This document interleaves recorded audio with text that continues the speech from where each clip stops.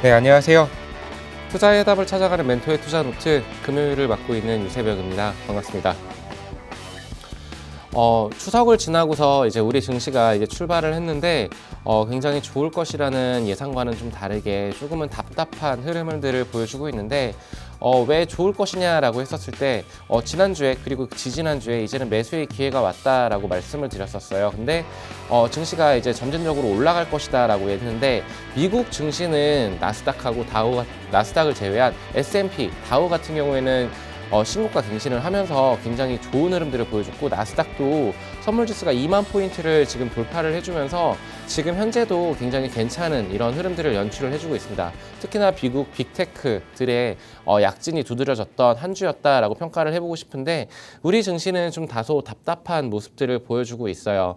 그동안의 하락폭을 크게 메꿔주지도 못했고 그리고 2600포인트를 탈환을 오늘 목전에 뒀었는데 종가가 지금 2593포인트까지 살짝 밀려주면서 위아래 꼴이 달린 그런 주봉상의 도지를 그려줬습니다.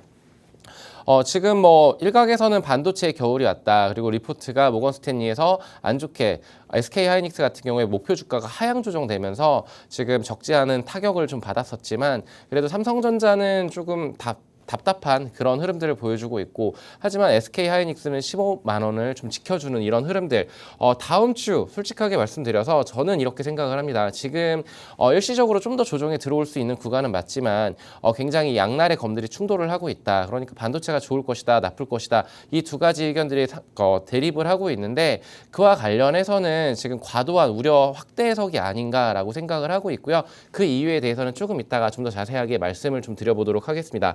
그래서 전반적으로 오늘 시장 조금 약간 전반적으로 수급이 분포가 되면서 긍정적인 모든 종목들이 지금 빨간불을 많이 켜주는 이런 흐름들을 펼쳐줬는데 코스닥 같은 경우에는 지금 지난주와 요번 주 굉장히 강하게 반등을 해줬습니다. 그러니까 700포인트를 밟고 그리고 이제 750포인트 목전을 둔 상황인데 코스닥은 그동안의 낙폭이 코스피 대비해서 좀 더 심했었어요. 그런 관점에서 봤었을 때 저가 매수세가 강하게 들어오지 않았었나. 아무래도 시총이 좀 작다 보니 좀 더 가볍게 움직일 수 있었던 원동력이 되지 않았나라고 생각을 하고 있고요.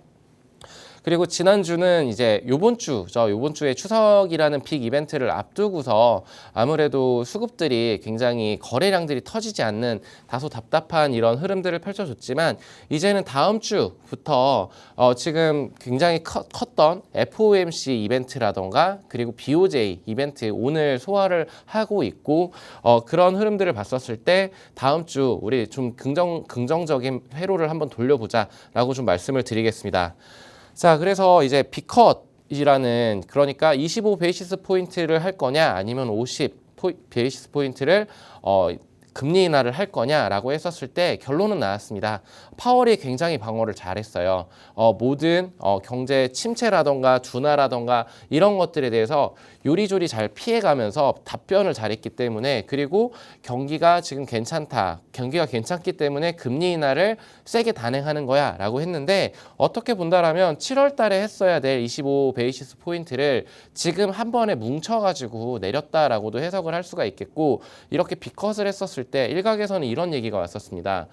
보험성 인하가 굉장히 위험스럽다. 그리고 이런 것들로 인해서 경기 침체가 왔다라는 시그널이 될 수도 있다라고 했는데 그런 우려 부분들을 완전히 해소를 시켜줬고 그리고 거기에 따라서 누가 뭐라고 하더라도 시장 참여자들이 긍정적으로 해석을 했다라는 부분이 저는 우리 증시에도 괜찮은 방향성을 좀 보여주지 않을까라고 기대하는 대목이 된다라고 정리를 해드리도록 하겠습니다. 그래서 GDP라던가 PC라던가 코어 PC, 뭐 올해 금리 중간값이 모두 하향 조정이 됐습니다. 그리고 실업률은 상향 조정이 됐는데 이렇게 됐었을 때 솔직하게 실업률이 올라간다라는 거는 좋은 그 얘기가 아니거든요. 그리고 뭐 이렇게 PC라던가 이런 것들이 조금 내려온다라고 하면은 금리 인하를 할 수 있는 명분이 되겠죠. 근데 이런 부분에 있어서 이 경기 침체 이거는 좀 과하게 좀 앞으로 나아간 해석일 것 같고 경기 침체가 왔다라고 하시는 분들도 있어요. 근데 그런 모든 것들을 확인을 하고 살펴봐야 되는 것은 맞겠지만 언제 저희가 시간이 그렇게 많지가 않잖아요. 이런 부분들보다도 저는 기업 본연의 주식 투자라는 거는 큰 매크로, 큰 그림을 봐야 되겠지만 그래도 각 종목마다의 그런 힘들을 좀 확인을 하고 재료의 크기들을 확인을 했었을 때 모멘텀들이 살아있는 종목들은 지수가 꺾이더라도 그리고 올라갈 때는 더욱더 세게 올라갈 수 있다라는 점들을 근거로 여기 지금 시청하시는 분들이 투자 아이디어를 좀 많이 찾아가셨으면 좋겠다라고 말씀을 드리겠고요. 경기 침체는 저는 이렇게 생각을 합니다. 아직은 아니다. 그런 지표들이 과대 확대 해석을 하고 있고 저는 거기에 얘기를 했었을 때 경기 침체는 아니고 지금 현재 둔화 국면에서 지금 움직이고 있다라는 부분을 강조를 드리고 싶습니다. 그래서 지금 투자를 함에 있어서 조금 망설이시는 분들도 많을 거예요. 그렇지만 저는 지금 이제 공격적인 매수보다는 분할 매수로서 계속적으로 포트를 좀 담아가는 전략을 세우자라고 2주 동안 계속 이렇게 강조를 하고 있습니다. 그래서 파월의 기자회견을 우리가 살펴봐야 될 것 같은데 내용을 한번 살펴보도록 할게요. 주거비 인플레이션 상승세 제외하면은 굉장히 안정적이다. 주거비가 올라간다라는 거는 솔직히 좋은 얘기는 아니에요. 근데 그것 제외하고는 모든 것들이 좀 괜찮아지고 있어. 그러니까 너무 염려하지 마. 우리 미국 경제 아직 연착륙 그런 기대감들을 갖게 충분해라고 말을 해주고 있고요. 노동 수급이 안정화되는 과정이다. 그리고 침체 걱정은 안 하고 있다라고 다시 한번 언급을 강하게 해줬습니다. 그리고 점도표는 현 상황에 대해서 시나리오일 뿐 향후 언제든지 변동될 수 있다라고 얘기를 했어요. 그러니까 모든 금리 인하의 추가적인 인하 가능성도 열었고 일각에서는 올해 100 베이시스 포인트를 내릴 것이다. 그리고 내년에도 마찬가지로 100 베이시스 포인트를 내릴 것이다 라고 이렇게 얘기를 하고 있는데 이런 점도표들은 항상 변동이 될 수 있다라는 점. 근데 여기에 너무 좌지우지 흔들리지 않아도 된다라는 게 지금 미국 증시가 계속 날개를 단 듯이 쏘아 올리고 있는 게 11월에는 누구나 알고 있듯이 미국 대선이 있습니다. 여기에서 굉장히 강하게 50 베이시스 포인트를 지금 내렸다고 비컷을 했다고 지금 트럼프는 노상 대발하고 있죠.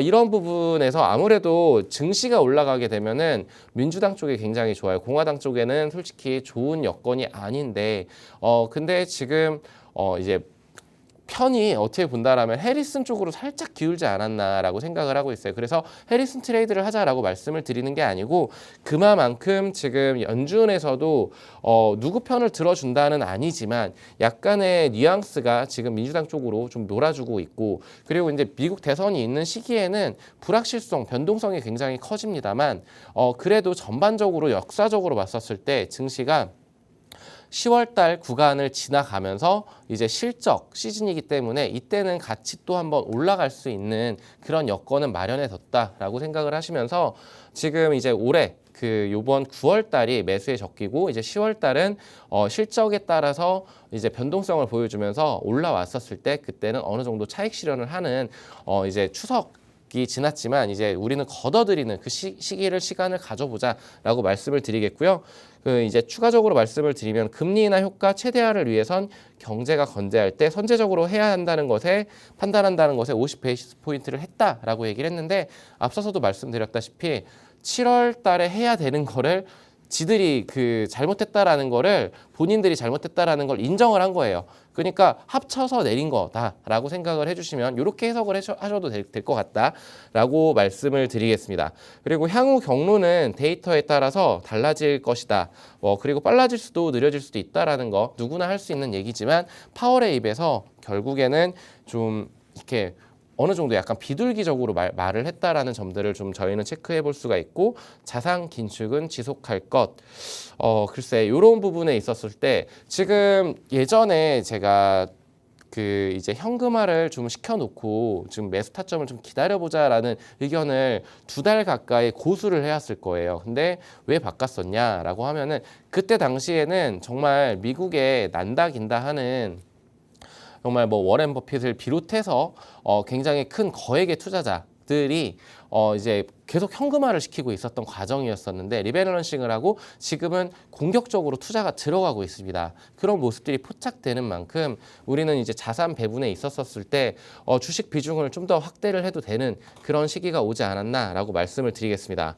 그리고 이제 아까 말씀드린다고 했던 삼성전자, SK하이닉스 관련해가지고 우리나라 반도체가 아무래도 굉장히 많은 비중을 차지하고 있습니다. 코스피도 그렇고 코스닥 시장에서도 그렇고 많은 비중을 차지를 하고 있는데 모건 스탠리발 반도체 폭락이 있었습니다. 목요일 날 있었고 그 낙폭을 아랫꼬리를 달면서 쭉 말아 올려놨어요. 그리고 오늘 같은 경우에도 솔직히 삼성전자를 제외한 나머지 종목들은 그래도 종목별 차별은 있겠지만 그래도 그나마 선방을 해주는 모습들을 보여줬고 SK하이닉스 같은 경우에는 상승을 해주는 이런 흐름들을 포착을 했었을 때 D램 가격의 하락폭에 대해서 의견들이 정말 나뉘어가지고 굉장히 치열하게 공방을 벌이고 있는 것 같아요.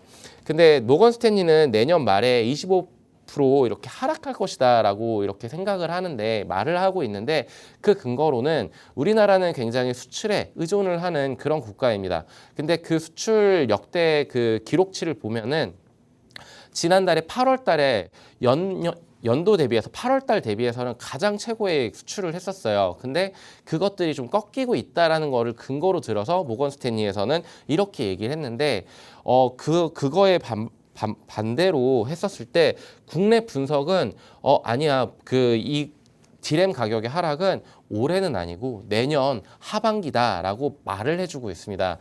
그렇다라는 거는 모건 스탠리가 맞냐 국내에서 분석하는 것이 맞냐라고 했었을 때 저는 국내 의견을 좀 더 이렇게 좀 강하게 어필을 하고 싶은 게 왜냐하면은 반도체의 사이클이라는 거는 수요와 공급에서 이게 괴리가 생겼을 때 이때 오는 거거든요. 지금 반도체 빅 사이클이 온다 아니면은 지금 하락 사이클이 왔다 이런 얘기들이 있는데 지금 방금도 말씀드렸다시피 겨울이 왔다라고 하는데 겨울이 지나가면 봄이 옵니다. 근데 겨울이 온다라고 했었을 때 불과 2년 전, 3년 전만 하더라도 겨울이 온 것처럼 보였었지만 다시금 봄이 찾아왔었고 올라왔었고 그리고 이제 수출입 동향 데이터가 이제 다음 주에 나오는데 그런 것들을 체크를 해보고 마이크론의 실적 이런 것들을 좀 관심 있게 지켜보면은 반도체의 투자 방향성을 좀 잡아갈 수 있을 것이라고 생각을 하고 있고요. 그리고 저는 무엇보다도 중요하게 생각을 하는 게 수출입 데이터도 굉장히 중요하겠지만 삼성전자라던가 SK하이닉스라던가 증설을 하고 있습니다. 증설을 하는데 수요에 맞춰서 공급을 해야 되기 때문에 얘네들이 수요를 많이 늘려놓지 않았어요. 그러니까 수요가 있는 상황에서 공급을 많이 캐파를 증설을 많이 해놓지는 않았습니다. 공격적인 투자를 한 게 아니고 보수적인 투자를 단행을 했었었고 거기에 발맞춰서 공장 증설이 완설이 되고 거기에 이제 D램이라던가 아니면 HBM이라던가 이런 수요에 맞는 고객사 물량을 소화를 할 텐데 그거 관련해서 지금 과한 억측이지 않을까. 그러면서 시설 설비 투자 같은 경우에는 지난 연도, 지지난 연도 대비해가지고 굉장히 축소를 시켜놨었기 때문에 이런 부분들이 영업이익이라던가 당기순이익에 저는 긍정적인 회로를 돌려봐도 괜찮지 않을까라는 의견을 좀 내고 싶고요. 그렇기 때문에 반도체 관련 업황들이 지금 살짝 조정의 길을 가고 있지만 일시적으로 좀 더 밀릴 수는 있겠지만 다시 한번 올라갈 수 있는 여건이 된다. 왜? 10월 달에는 실적 시즌이고 거기에서 증명을 해보이면 어닝 서프라이즈가 나온다면 지금의 주가가 6만 원, 6만 3천 원대에 있는 삼성전자의 레벨은 다시금 7만 원대로 튀어 올라갈 수 있는 원동력이 될 것이다 라고 말씀을 드리겠습니다. 그래서 반도체 수출이 고점을 찍었다라는 부분은 이거는 엔비디아 젠슨 황 CEO도 말을 했습니다. HBM 수요가 없어서 못 팔 정도다라고 말을 했고요. 거기에 따라서 반도체 기업들의 투자가 공격적으로 들어가느냐? 우리나라는 공격적으로 들어가지 않았습니다.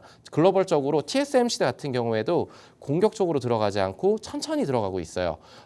수요에 맞춰서 공급을 하고 있다라는 얘기, 이 점을 꼭 참고를 하셔서 지금 오히려 비중 확대를 하시면서 반도체를 좀 담아가시는 전략, 이것도 좀 유효하다라고 말씀을 드리겠습니다. 자, 그리고 이제 페덱스 실적이 좀 안 좋게 나왔는데 그래서 시간외에서 급락을 했습니다. 이 부분은 경기 침체의 시그널로 판단을 할 수도 있어요.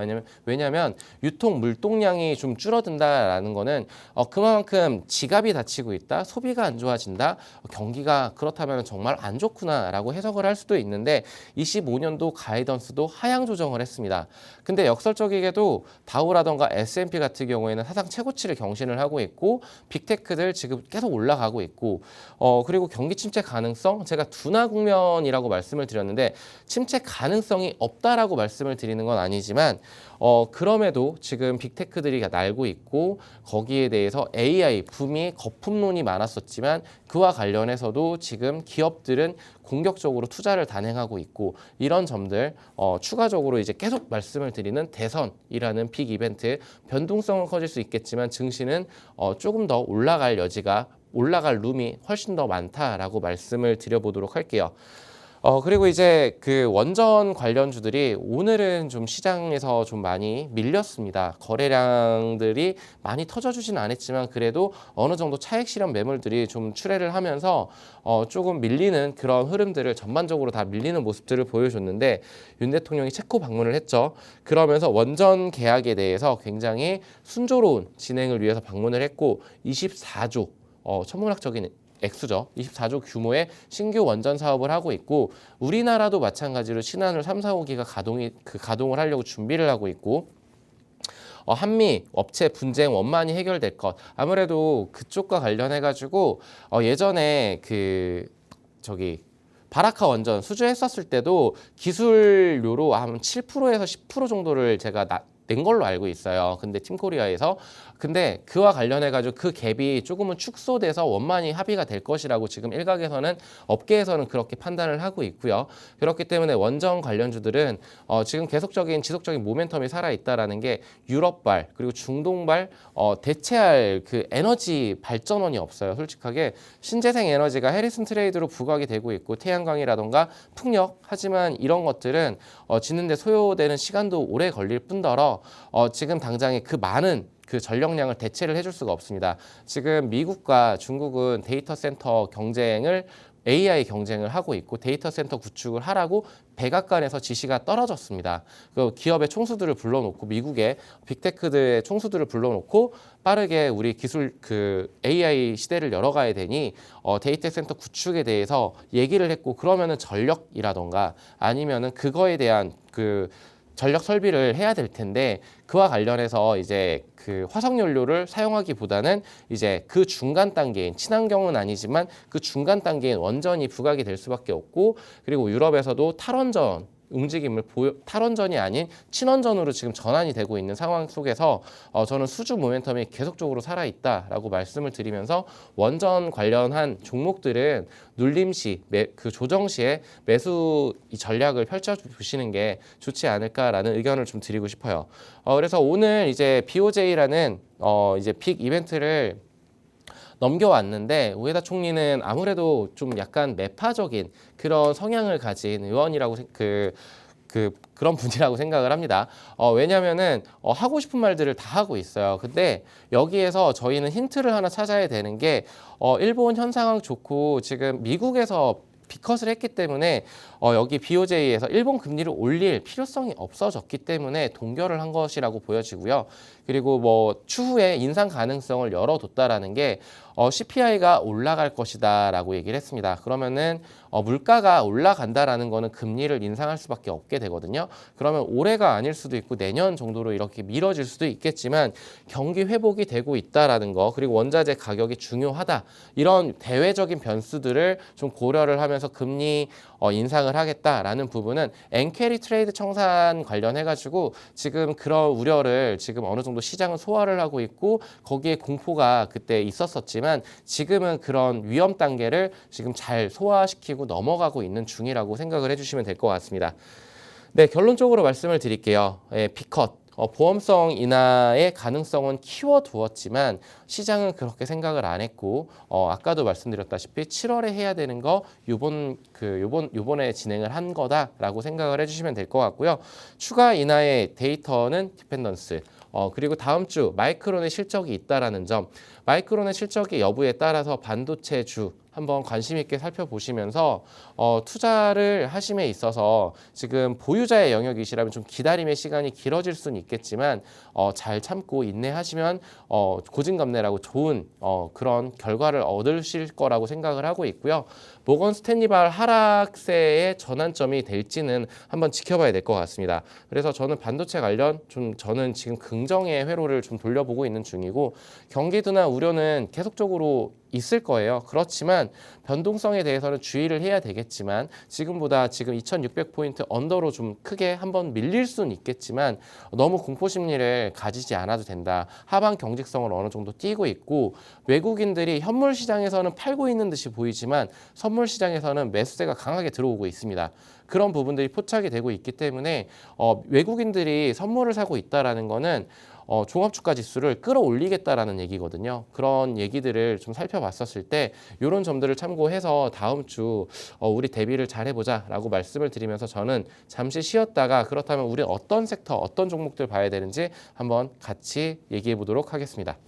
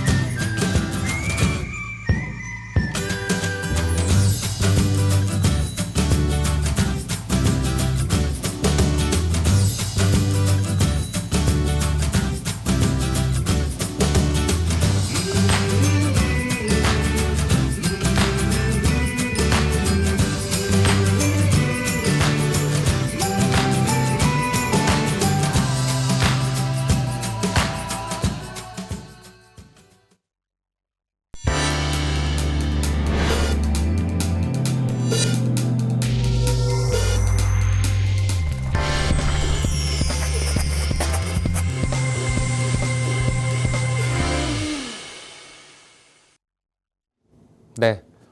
저는 주식 투자를 함에 있어서 오늘 멘토의 투자 노트를 하고 있는데, 투자를 함에 있어서 소리 없이 강한 그런 기업들, 그리고 그런 종목들을, 그런 섹터를 좀 선호를 하는 편입니다. 90년대에 이런 말도 있어서 소리 없이 강하다. 뭐 그런 자동차도 있었었는데, 그렇게 가고 있는 섹터, 종목군들이 있습니다. 그런 종목들을 봤었을 때 저는 계속적으로 이제 방송에서 언급을 많이 했었던 그 섹터가 방산이라는 그 섹터였고, 그리고 조선이라는 그런 것들을 말씀을 굉장히 강하게 드렸었는데, 왜 그런지, 그리고 전력 관련해서 아까 데이터 센터를 중점적으로 건설을 하고 있는 미국이라던가 이런 수출 효과, 이런 것들을 발휘될 수 있는 그런 종목들 한번 위주로 제가 다시 한번 강조를 드리기 위해서 이 시간 동안 말씀을 좀 드려볼게요. 잊을만 하면은 방산 관련한 이슈들이 튀어나오고 있습니다. 뭐 풍산은 대표적으로 구리 관련주로 이렇게 엮여 있기도 하지만 방산 관련해서 사업을 하고 있는 그런 종목이라고 보시면 되는데, 이 종목을 추천드리는 건 아니에요. 그렇지만 방산 관련한 이슈들을, 뉴스 기사들을 좀 발췌를 해봤습니다.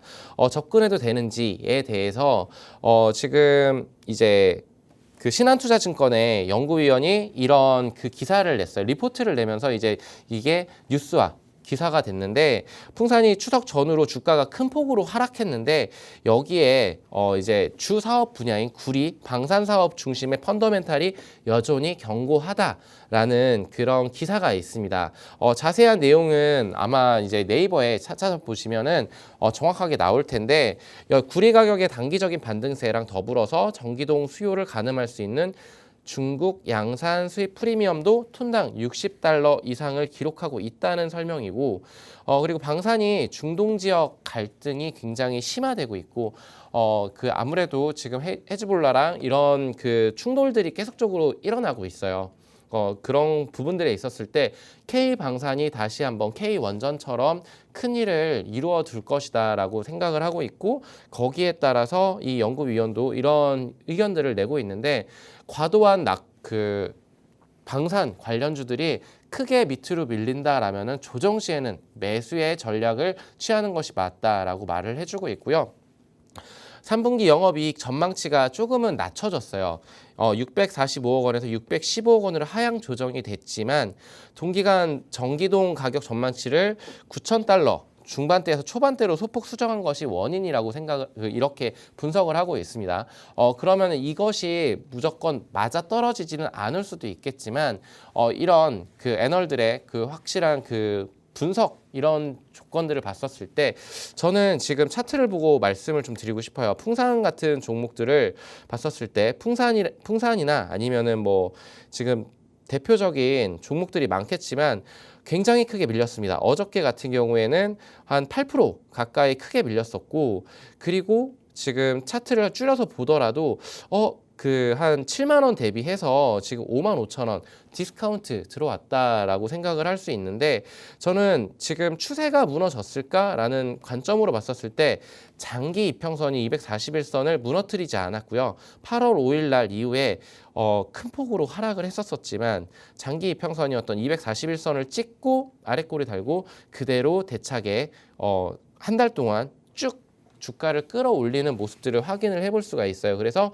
지금의 자리는 저는 어떻게 본다라면은 매수의 적기 시즌이 오지 않았었나라고 보고 있고요. 그렇다라면은 매수 구간은 5만 원대 라인에서 5만 5천 원 형 구간에서 분할 매수로 좀 담아 가시면 저는 다시 한번 주가가 6만 원 내지는 7만 원까지 올라오는 이 구간에서 충분히 우리가 수익을 걷어갈 수 있겠구나. 이런 전략을 좀 펼쳐보시는 게 어떨까. 지금 이 시청을 하시는 분들께서는 풍산이라는 종목도 있구나. 이 종목이 지금 한 5만 6천 원대에서 한번 매물 소화 과정을 지켜가긴 하겠지만 기술적으로 본다라면 근데 이런 그 증권사의 그 그 리포트 이런 것들도 참고를 해봐야 되고 그리고 그래서 이런 주가 반등 요인이 충분히 남아 있다라고 말씀을 좀 드리고 싶고요. 빅3 그 아무래도 빅3라고 하면은 하나에어로스페이스 그리고 LIG 넥스원 그리고 현대로템을 꼽아볼 수가 있을 것 같은데 여기에 한국항공우주도 좀 포함을 시켜야 되는데 어쨌든 빅3라고 여기서는 표현을 했습니다. 뉴스 기사에서. 근데 목표 주가 상향이 나왔습니다. 한동안 주춤했었던 국내 방산주 주가들이 수출 실적에 힘입어서 이제 오름세를 보여주고 있다라고 이렇게 기사가 쏟아지고 있어요. 잊을만 하면 나오고 있고요. 다음 주에는 또 방산 관련한 이벤트들도 존재를 하고 있는 시점입니다. 월요일 날에도 있고 수요일에도 있고 그리고 다음 주에는 이제 국군의 날 행사 이런 것들도 보여주면서 아마 세계적으로 퍼포먼스를 좀 보여주지 않을까라고 보여주고 있는데 이달 들어서 외국인들이 국내 주식을 대거 팔아치우고 있는데 방산주들은 계속 사들이고 있다라는 점 이것이 시사하는 바는 좀 크다라고 생각을 합니다. 각각의 종목마다 펀더멘탈이 굉장히 뛰어남과 동시에 실적들도 잘 내고 있는데 수주 잔고도 쌓여지고 있고 그리고 이제 수출에서 수주를 계속적으로 따오고 있어요. 그렇기 때문에 우리가 관심을 가져줘야 되는데 베트남 공산국가잖아요. 여기는 이제 쿠바라던가 북한이라던가 이런 국가들과 좀 우리나라랑 지금은 좀 이렇게 굉장히 좋은 관계를 협력을 하고 있는데 예전에는 베트남 전쟁에 우리나라도 참전을 했었었고 그랬던 이 베트남이 노후화된 이런 전략 탱크라던가 자주포라던가 이런 그 군수 물자들을 우리나라 K방산이 내년에 다시 수출 쾌거를 이룰 수도 있다. 내년에 사인을 할 수도 있다라는 모멘텀이 또 살아 있습니다.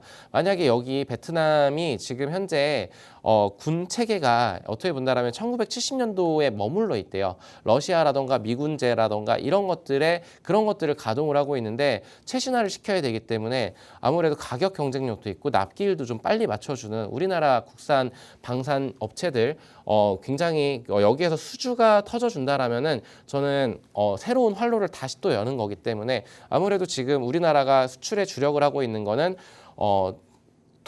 동유럽 국가들이 지금 줄을 이루고 있고 그리고 중동 지금 터져주고 있고 근데 동남아시아에서는 태국이라던가 말레이시아, 인도네시아 그리고 필리핀 이 4개국이 어떻게 본다라면은 국방벨트라고 해서 좀 크게 수출을 하고 있는 그런 나라들인데 베트남까지도 이렇게 우리나라가 먹어치운다라고 하면은 저는 이제 다시 한번 이 방산 관련주들이 들썩들썩 할 수 있다. 그러니까 잊을만 하면 올라가고 잊을만 하면 올라가는 거기에 기사들이 하나씩 붙어주면은 이렇게 시장이 조용하게 올라갈 때도 혹은 밀릴 때도 방산주들은 계속적으로 우상향할 수 있는 흐름들을 펼쳐줄 것이다 라고 강조를 드리고 싶고요. 하나그룹이 방산 3사 역대급 인재를 채용을 한다고 합니다. 이 말이 시사하는 거는 결국에는 우수한 인력들을 확보를 하겠다라는 그런 내면도 가지고 내포를 하고 있겠지만 결국에는 너무나 일이 잘 되고 있기 때문에 인원 충원을 해야 되기 때문에 그런 부분들이라고 좀 해석을 해주시면 참 좋을 것 같다라고 말씀을 좀 드릴게요. 그래서 신규 채용을 600명이나 한다고 합니다. 그래서 실적이 계속적으로 좋아지고 있고 그와 관련해 가지고 지금 직원들을 채용을 하고 있다라는 점. 그러면은 하나와 관련해 가지고 하나오션, 하나시스템 그리고 여기 하나 에어로스페이스 지금은 거래 정지가 되어 있는데 이 종목들이 됐었을 때 이 종목들이 거래가 이제 하나 에어로스페이스 같은 거래가 풀렸을 때 그때 저는 주가가 현 레벨에 있지 않고 계속적으로 우상향하는 그림이 펼쳐질 수도 있다라는 점. 그러니까 우리는 관심 있게 좀 살펴보자라고 말씀을 좀 드리고 싶습니다. 그리고 이제 폴란드, 루마니아, 동유럽 국가들에서 군사 외교 그리고 추가 방산 협력을 모색을 하고 있다라는 점. 우리나라 육군 총장이 폴란드 K2 전차장 봤었을 때 기능 고장에 시간이 들였는데 이젠 적에게만 집중할 수 있다라는 점. 그런 이 얘기는 정말 우리나라 K2 전차가 정말 성능 면에서나 모든 면에서 흠잡을 데가 없다라고 이렇게 강조를 해주는 대목이지 않나라고 보고 있고요. 예, 그렇기 때문에 이제 방산 관련한 주가들의 흐름들을 보게 되면은 하나에어로스페이스는 지금 29만 원 선에서 거래 정지가 되고 있습니다만 LIG 넥스원은 오늘 이슈가 붙었었어요. 수출을 했다, 수주를 따냈다라는 이슈가 있어서 장중에는 조금 상승하는 22만 원대까지 주가가 끌어올라 가려다가 지금 결국에는 21만 원으로 종가를 형성하고 있는데 저는 지금 이렇게 하락을 그동안 조금 하락 추세를 벗어나서 여기에서 단기 이평선들이 지금 이 부분 그러니까 지난 금요일부터 이제 올라오고 있다. 골든 크로스가 일어나고 있다라는 점. 그러니까 역배열에서 정배열이 일어나면은 주가라는 거는 굉장히 긍정적으로 이렇게 쭉 끌어올라지게 됩니다. 이런 식으로 쭉 치고 올라가기 때문에 지금 현 구간, 현 레벨 저는 관심 있게 지켜보자라고 말씀을 드리고 싶고요. 그리고 현대로템 같은 경우에는 신고가를 갱신을 했습니다. 55,000원을 뚫어주더니 지금 57,180원에 이렇게 지금 가격대를 형성을 하고 있는데 현대로템은 방산 사업만 하는 것이 아니고 철도 사업도 하고 있어요. 철도 사업 부분에서도 매출이 잘 올라오고 있고 영업이익도 좋아지고 있고 그리고 반면에 LIG 넥스원 같은 경우에 로봇 사업에도 굉장히 진출을 하고 있고 거기에 지금 자회사를 편입을 했거든요. 그런 관련해 가지고 지금 아무래도 무기 체계를 이제 드론이라던가 아무래도 로봇, 웨어러블 이쪽으로 좀 공략을 하고 있다라는 점. 그리고 이제 뭐 다른 종목들도 좀 살펴봐야 될 것 같은데 한국항공우주는 주가가 5만 원대에서 5만 원에서 5만 5천 원 이 박스 구간에서 벗어나지 못하고 있는데 저는 이런 종목들도 저는 관심 있게 보시는 분들이라면은 한 5만 원 내지는 4만 7천 원, 4만 8천 원 이 가격대에서 업등락을 계속적으로 반복을 하고 있습니다. 그러면은 지금 5만 원에 만약에 매수를 한다라고 했었을 때 5만 5천 원 내지는 5만 8천 원까지 본다라고 했었을 때 10에서 15% 정도의 수익을 충분히 챙길 수 있는 종목들이라고 보고 있고 여기에서 하방 형식성을 굉장히 강하게 띄고 있어요. 웬만하면은 밀리지가 않습니다. 그렇다라면은 우리가 방산주를 좀 계속적으로 공략을 해봐야 되지 않을까라고 좀 말씀을 드리면서 저는 잠시만 쉬었다가 다음 섹션으로 넘어가도록 하겠습니다.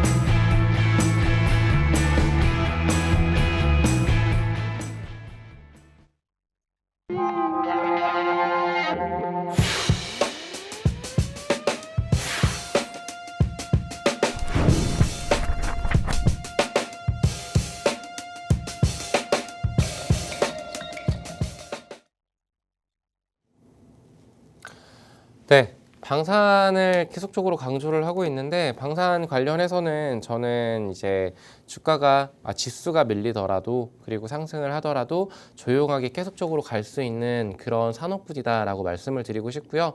계속적으로 산업이 커지고 있는 그런 분야이기 때문에 투자를 계속 하시는 분들이라면은 방산은 포트에 꼭 담아두셨으면 좋겠다라고 너무나 강조를 드리고 싶습니다.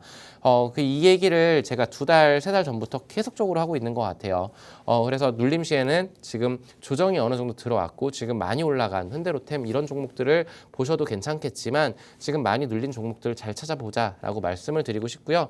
다음으로 살펴볼 섹터는 조선입니다. 오늘 조선주 흐름들이 굉장히 좋았어요. 그리고 이제 추석이 지나면서 이런 얘기들이 있더라고요. 지금 신조선 주가가 그러니까 이제 선박 가격이 계속적으로 올라가고 있고 역대 최고치를 지금 경신을 하기에 앞서 있다라는 이런 기사들도 쏟아지고 있고요. 지금 누가 뭐라고 하더라도 지금 우리나라 조선 관련해서는 빅사이클이 도래했다라고 지난 시간에서도 소개를 시켜드린 것 같아요. 지난주가 아닌 한 달 전에 이렇게 말씀을 드렸던 것 같은데 한국조선 글로벌 수주 점유율이 2%였고 중국이 90% 이상을 기록을 했는데 지금 이제 대선을 앞두고 미국에서 중국 제재가 들어간다라면 그리고 MRO 관련해가지고 지금 이제 하나오션이라던가 현대 관련해가지고 한국 HD 현대조선해양 이런 한국조선해양 이런 종목들이 지금 거기서 수주를 따오고 있기 때문에 저는 조선 관련해서는 계속적으로 주목을 해봐야 된다라고 말씀을 드리고 싶고요. 지금까지는 조선주들은 어떻게 보면 양치기 소년 같았습니다. 왜냐면은 수주 잔고는 많은데 근데 수주 잔고가 많으면 뭐해? 돈을 잘 벌지를 못했어요. 왜냐면은 판가 전이를 제대로 하지를 못했습니다. 그러니까 돈이 되는 그런 선박들을 팔지를 못했었어요. 근데 지금 이제부터는 그런 물량들을 다 이렇게 어느 정도 해소를 하고 이제 돈 버는 선박들을 판매를 하고 있습니다. 그렇다라는 거는 매출과 이익이 계속적으로 우상향하고 그러면은 거기에 따라서 조선 관련주들의 주가도 같이 올라올 것이다라고 보고 있고요. 거기에 이제 미국이 중국에 대한 제재가 들어갈 것이고 여기에서 조선 관련해서는 우리나라가 중국이 강대국이었나? 우리나라가 강대국이었습니다. 근데 이제 중국이 따라잡은 거죠. 근데 그와 관련해 가지고 저는 미국의 그 제재에 힘입어서 우리나라 조선 업계가 지금 호황을 맞이할 수 있다라고 말씀을 좀 드리고 싶고요. 선박 가격의 급등, 조선 슈퍼호황 온다라고 연내 정고점을 뚫는다라고 하는데 신조선가 지수가 지금 1월 대비해 가지고 굉장히 많이 올라가고 있어요. 그러면은 역대 최고치가 제 기억으로는 10몇 년 전에 있었던 걸로 2009년인가에 있었던 걸로 알고 있는데 그때 가격대를 뚫어준다라면은 과거의 영광을 다시 한번 실현할 수 있다라고 말씀을 드리고 싶고요. 그리고 이제 경쟁은 좀 심화되고 있습니다. 돌파구는 필요할 거예요.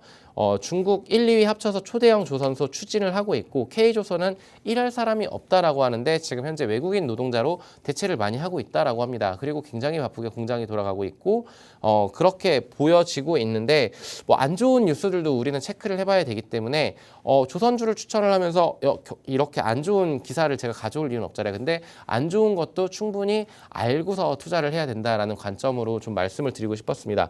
그래서 중국에서 초대형 조선소를 추진을 한다라고 해서 그 전 세계 글로벌에 조선 관련해 가지고 수주를 다 따갈 것이냐를 봤었을 때 저는 그렇진 않다라고 말씀을 드리고 싶고요. 국내에서 충분히 지금 수주 잔고가 벌써 연내 그 목표치를 거의 90% 이상 거의 채워놨고 그리고 120% 이상 상회하는 그런 종목들도 있습니다. 그런 만큼 지금 많이 올랐다가 밀린 종목들 한번 살펴보도록 할게요. 그 HD 한국 조선해양 같은 경우에는 21만 원까지 그 8월 달에 올라갔었다가 그 이후에는 주가가 쭉 밀렸습니다. 9월 달까지 크게 밀리는 모습들을 보여줬어요. 한 달 가까이 하락세를 면치 못하다가 16만 원대에서 지지를 받고 그리고서 오늘 그 이제 금요일 그리고 목요일 금요일 이렇게 3거래일 동안 굉장히 크게 올라왔어요. 20만 원에 육박하고 있는 현 레벨 인데 저는 이렇게 생각을 합니다. 지금 저는 조선이 없으신 분들은 누가 뭐라고 하더라도 대장은 HD 한국조선해양이에요. 근데 이런 종목을 달리는 말에 올라타시는 성향을 좋아하시는 분들이라면 이런 종목을 공략을 해봐도 되는데 트레이딩 관점으로 접근을 할지 아니면 장기 투자를 할지 지금 이렇게 본다라면은 단기적으로는 굉장히 가격대가 높아 보이지만 제가 아까 말씀을 드렸던 신조선가 지수를 대비를 했었을 때 이때가 2009년, 2010년 이때 아마 제가 역대 최고치를 찍었었던 걸로 기억을 하는데 이때 과거의 영광을 재현하려면 아직도 갈 길이 많이 남아있다. 볼륨 자체가 20만 원에 머무르는 것이 아니고 40만 원까지 2배 가까이 튀어오를 수도 있다라는 점 이거를 좀 유념을 하셨으면 좋겠다라고 말씀을 드리고 싶고요. HD, 현대, 미포 또한 지금 이렇게 본다라면은 10만 원대의 가격대 정고점이 12만 원이면 20% 정도밖에 못 챙겨 먹는 것 아닌가라고 생각을 하실 수도 있겠지만 장기 투자 관점으로 봤었을 때 차트를 줄여보게 되면은 이 종목 또한 20만 원까지 2배 가까이 튀어 올라갈 수 있는 여건은 조금 다를 수도 있어요. 매크로적인 불확실성도 있고 이때 2007년도, 2008년도 이때 경기가 굉장히 좋았었죠. 이때 근데 2008년에 이제 경기 글로벌 대공황이 오긴 했었는데 근데 이런 거를 제외하고서라도 지금 조선주들은 지금 슈퍼사이클이 도래한 것이 맞다라고 좀 판단을 해주셨으면 좋겠고 삼성중공업 또한 마찬가지입니다. 만 원대의 가격대 지금 충분히 전고점을 향해 트라이를 할 수 있는 그런 시점이 왔다라고 말씀을 드리고 싶습니다. 그래서 저는 그때 이렇게 말씀을 드렸을 거예요. 이 세 가지 종목이 굉장히 펀더멘탈도 뛰어나고 그리고 이제 인력난 이런 것들도 삼성중공업 같은 경우에는 선제적으로 파업 같은 거 이런 것들도 잘 막아놨고 하기 때문에 굉장히 변동성을 빠르게 보여줄 수는 있다라고 말씀을 드렸는데 그때 아마 힘을 많이 못 썼었던 종목이 하나오션일 겁니다. 이 종목이 아무래도 적자가 지속되고 있고 이런 것들이 아무래도 주가에 반영이 되면서 크게 올라가지는 못했지만 필리조선소를 인수를 했고 그런 거 관련해가지고 저는 모멘텀들이 충분히 살아있기 때문에 박스권 매매를 하시다가 이후에 35,000원 라인이 돌파가 되면은 그 이후에는 우리 새로운 그림을 짜볼 수가 있다. 44,000원까지 가는 것도 시간 문제다라고 말씀을 드렸기 때문에 지금 현재 제가 얘기를 했었던 가격대보다는 조금 많이 올라온 상황이에요. 그러니까 좀 너무 올라가 있는 종목을 잡기 부담스러우시다라고 하면은 밸류에이션 매력도 있고 아무래도 리레이팅 될 수 있는 이런 하나오션 같은 종목을 한번 관심 있게 지켜보자라고 다시 한번 좀 강조를 드려보도록 할게요. 네, 그래서 이제 조선 관련해서 말씀을 드렸는데 이제 마지막으로 이제 관심을 가져봐야 되는 거는 아무래도 전력 관련한 종목들이지 않을까라고 말씀을 드릴게요. 왜냐하면 지금 미국에서 전력 관련주들이 계속적으로 우상향하고 있고 계속적으로 날아가는 그런 흐름들을 보여주고 있는데 제가 아까 백악관에서 데이터 센터 관련해가지고 전력 관련해가지고 계속적으로 지시가 떨어지고 있다라고 말씀을 드렸는데 알트먼, 젠슨황 AI 전력 문제로 정부랑 논의를 하고 있고 이런 부분들이 백악관에서 이렇게 알게 모르게 계속적으로 지시가 떨어지고 있다라고 합니다. 그런 이 영문 기사들을 제가 온전히 다 번역을 해서 보여드릴 수 없었기 때문에 이렇게 좀 말씀을 드리는데 9월 전력 최대 총 수요가 지금 계속적으로 올라가고 있죠. 그리고 우리나라 같은 경우에도 지금 굉장히 무더위가 추석 때는 원래 추워야 되는데 지금 굉장히 더웠습니다. 34도 안팎으로 이렇게 크게 올라가는 모습들. 근데 이제 미래 먹거리 사업인 AI를 관련했었을 때 데이터 센터가 충분히 필요하고 거기에 따라서 고출력, 장수명, 전력 수요 급증 시대에 슈퍼커, 패시터, 성장성 이런 기대감들이 증가를 하고 있다라는 점들. 아무래도 전력은 지구 온난화 현상과 맞물려 가지고 계속적으로 증가를 할 수밖에 없을 것 같아요.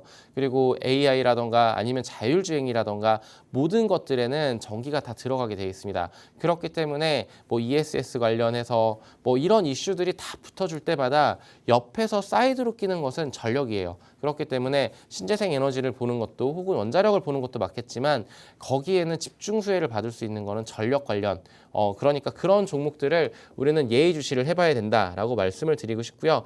하나솔루션 전력 케이블 핵심 소재 반도전 시장 공략을 강화하고 있다. 하나솔루션은 어떻게 본다라면은 자 보도록 할게요. 그 태양광으로도 엮여 있는데 하나솔루션의 주가가 지금 바닥을 기고 있습니다.